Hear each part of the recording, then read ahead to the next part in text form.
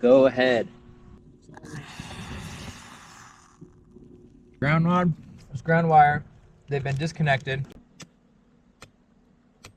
Has to be ultra clean.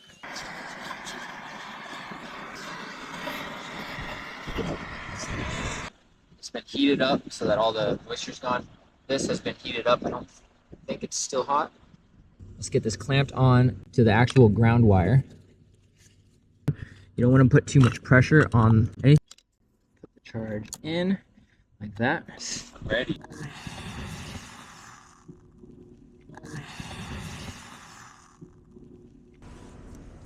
See that heat?